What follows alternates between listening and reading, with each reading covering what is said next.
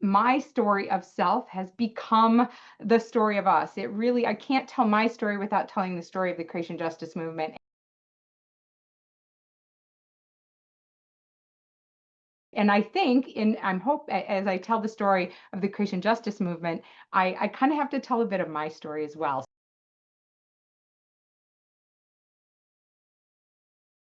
So first, my story, I suppose, could start in many places. I'm a preacher's kid. Both of my parents are retired United Methodist pastors. So it was natural when I started to feel some concern and really deep despair about climate change, that I turned to my local church, that I started to get involved with some fear and trembling, to be honest, with a group that we did a series called A Faithful Response to Climate Change. And that was really my first entrance into that, as I thought about where should I act? How should I deal with this despair that I was feeling?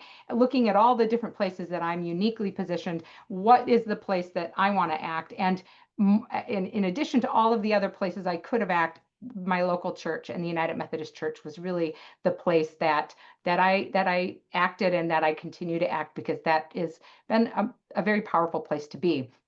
So um, as I went from despair to engagement, I got beyond that despair, actually, to a sense of really exhilaration, that there were so many places I could act, so many different ways I could get involved. I had to start to choose and pick, but I got connected, and that next step really was about getting connected and building relationships. So I learned about what was happening in Minnesota with the Interfaith Power and Light chapter we have here, and again got connected to Susan Mullen, who is with the Minnesota Annual Conference. And then we discovered this new thing called Earth Keepers that was hosted for the very first time in 2016 in Georgia.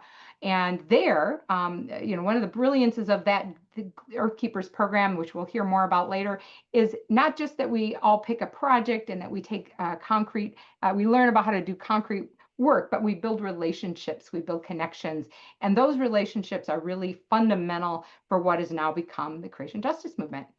The next phase of this, in my story and in the movement story, I would call beyond beautiful words. As Pat mentioned, our church has a lot of beautiful words about creation and creation justice and our relationship with it. But when we gathered for after the 2016 Earth Keepers training, it was determined that we should all gather again in 2017 at the next Creation Care conference. And that happened to coincide with the 2017 Climate March in Washington, D.C. So a number of us gathered there, and we were challenged, in fact, by John Hill, who was with Church and Society at the time, to close the gap between our words and our actions in the church. And so we took that back. Because those of us in that picture there from Minnesota were in front of the United Methodist building there in DC, were challenged and invited to host the next Creation Care Summit. And we did that in St. Paul at Hamline University, and decided to kind of use that as our focus, that we would have a summit rather than a conference, that we were really going to focus on bringing leaders together from all the different parts of the church, and to really explore, to kind of live with this deep question of, in the midst of this crisis, what are we being called to do? How are we going to use the gifts of our individual gifts, but how are we also going to use the gifts of this denomination, of this institution, and what will that look like to do more with that? And I dug back through some photos, and this was one of the fun ones of just kind of all of our notes of how we were thinking about acting and what would come next. And there were some elements of the creation justice movement that bubbled up even then in 2018, as we need some communication stuff, we need networks, we need to fill gaps between what is offered by the boards and agencies and what is needed. And so that really became the early seeds of the movement. And then in 2019, as Pat mentioned, we gathered in Nashville and had another really wonderful summit, where we had some tours and we had lots of good conversation. And again, we were really strategic. You probably can't see the words on these, but it was just kind of, again, going back through memories of what we did. We filled out these orange sheets about our strategies and our goals and what were the next steps and what resources we needed and who would do them, like just really good basic organizing work. And there is, on this other sheet, the white sheet there, you'll see something about a central hub of some kind. What would that be? What would that look like? And so we came out of that 2019 summit with a clear sense that we needed to create something new needed to be born. And also, and this is another really messy one, but I love this one because I ended up being really involved with the communications efforts, and this is the early ideas around what the communications work might be. And this is what movement building looks like sometimes is flip charts and whiteboards and all kinds of ideas being thrown around and planned.